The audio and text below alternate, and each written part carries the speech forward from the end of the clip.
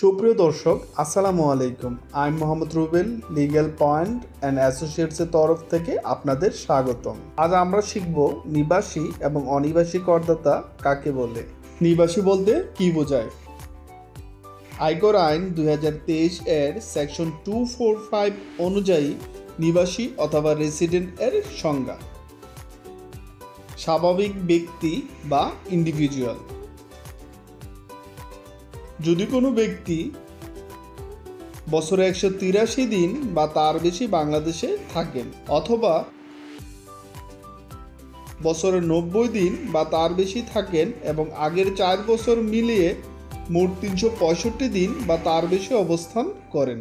হিন্দু অবিভক্ত পরিবার, ফার্ম বা ব্যক্তি সংঘ, যদি তাদের নিয়ন্ত্রণ ও ব্যবস্থাপনা কার্যাদি সম্পূর্ণভাবে বাংলাদেশে পরিচালিত হয়।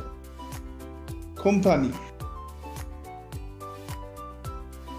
বাংলাদেশি কোম্পানি বা অন্য কোনো কোম্পানি, যদি তাদের নিয়ন্ত্রণ ও ব্যবস্থাপনা কার্যাদি বাংলাদেশের ভিতরেই হয়।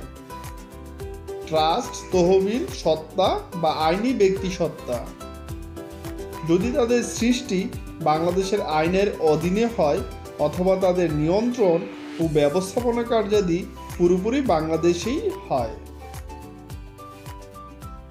সহজভাবে বললে সেকশন 245 অনুযায়ী নিবাসী নির্ধারণ হয় অবস্থানকাল ও ব্যবস্থাপনা নিয়ন্ত্রণের ভিত্তিতে। অনিবাসী বা নন রেসিডেন্ট বলতে কি বোঝায়? আয়কর আইন 2023 এর সেকশন 24 অনুযায়ী অনিবাসী অর্থ নিবাসী নহেন এরূপ কোনো ব্যক্তি। তার মানে যদি আপনি নিবাসী কোনো শর্ত পূরণ না করেন তবে আপনি অনিবাসী হিসেবে পরিগণিত হবেন। ভিডিওটি দেখার জন্য আপনাদের অসংখ্য ধন্যবাদ। প্রতিনিয়ত এই ধরনের ভিডিওর আপডেট পেতে চ্যানেলটি সাবস্ক্রাইব করে রাখতে পারেন এবং লাইক, কমেন্ট, শেয়ার দিয়ে পাশেই থাকুন। ধন্যবাদ।